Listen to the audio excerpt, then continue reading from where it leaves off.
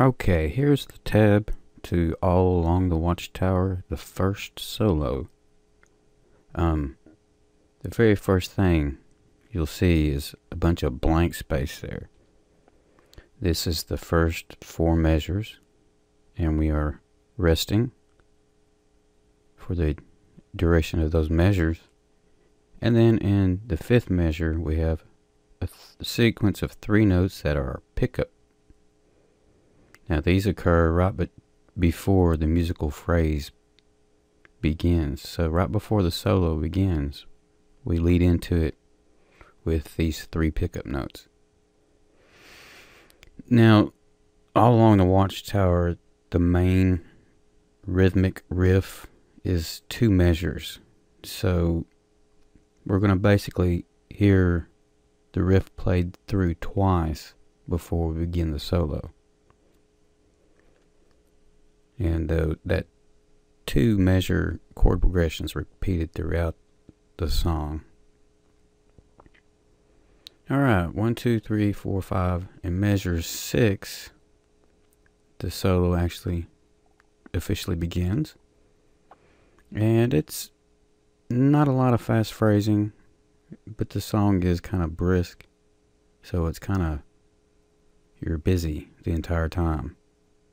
And there's lots of special care you need to, take in some of these bends.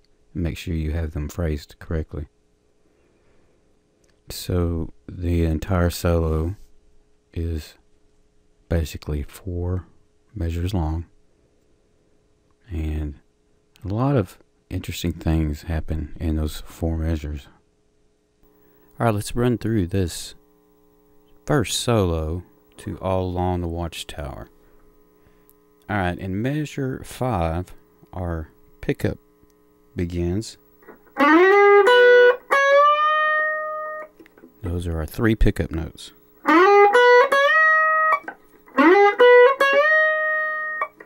And that leads into the solo, which begins in the 6th measure.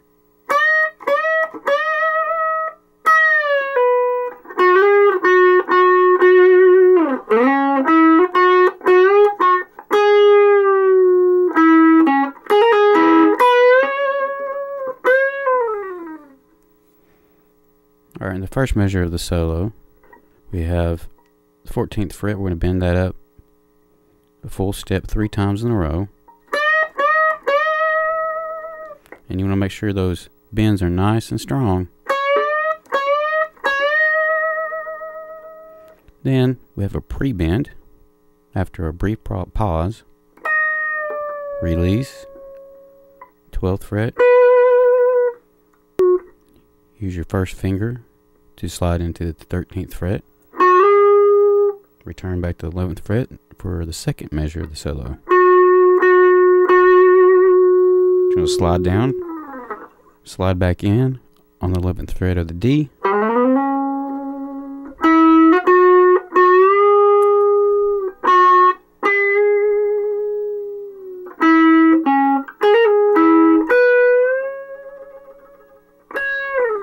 Alright, in the third measure of that solo, you see we begin with a full step bend. Then we return back, no bend on the 11th fret. And then a pre-bend. That means we're going to bend it up before you pluck it. And then we're going to release that. So those first 3 notes are pretty intense.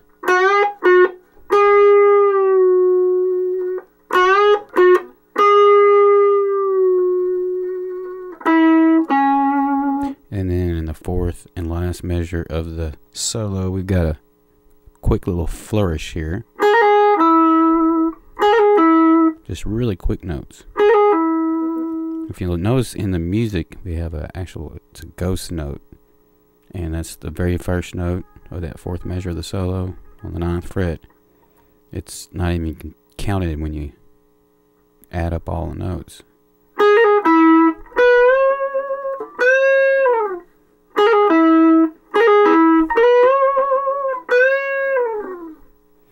So overall, not a terribly difficult solo. It does show a lot of the detail in Hendrix's playing, and you can see how his phrasing really, shines through.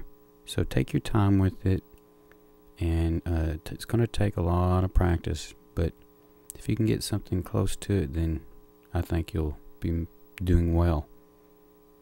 We have a backing track for you to practice with. We've got the tab, everything you need. So go ahead and give it a try.